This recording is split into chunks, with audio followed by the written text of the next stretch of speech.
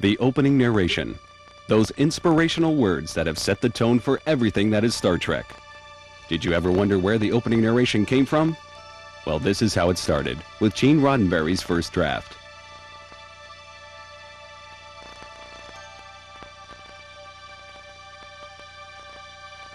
This was followed by Gene's second draft.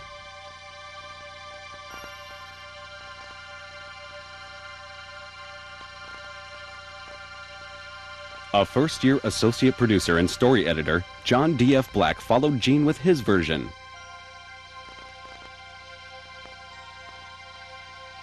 Bob Justman took what had been written and revised it this way.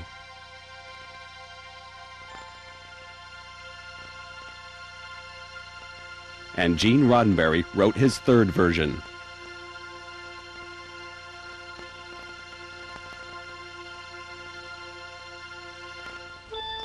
And several meetings later, it all came together. Space, the final frontier.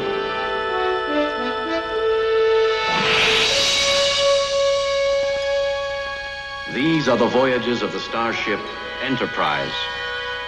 Its 5-year mission, to explore strange new worlds, to seek out new life and new civilizations, to boldly go where no man has gone before. The phrase, "where no man has gone before," came from writer Sam Peoples. When Sam turned in a script of the second Star Trek pilot, that was the title, "Where No Man Has Gone Before." First-year associate producer, writer, and story editor John D.F. Black recognized the strength of the title and incorporated it into his version of the opening narration.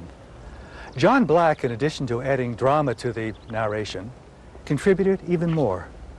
The phrases "space, the final frontier," and "to seek out" and "to explore." As a matter of fact, the major portion of Captain Kirk's opening narration came from the mind of John D.F. Black. That's how it happened. That's the real story. But before there was an opening narration, before there was a pilot or a series, before there was a Star Trek, there was a beginning. It all started here at Desilu Studios.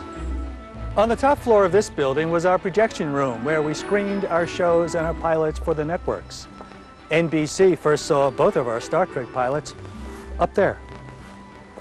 Early in 1964, a young writer, Gene Roddenberry, walked into that door and up one flight of stairs just inside the doorway and up to my office, where, after listening to his sort of uninspired presentation, we decided to give Gene a deal to develop his idea for a new television series, Star Trek. Gene didn't even have an office on the lot at that point. And he came in and in about 7 or 8 minutes told me what the show was to be about, and said he didn't want to see any rocket trails or jets, but make it look like it got power, and he walked out. And I sat there with, what he's talking about. Matt Jeffries was perhaps the most responsible person for the success, in my opinion at least, for the success of Star Trek. He was the production designer, although at that time he was called the art director.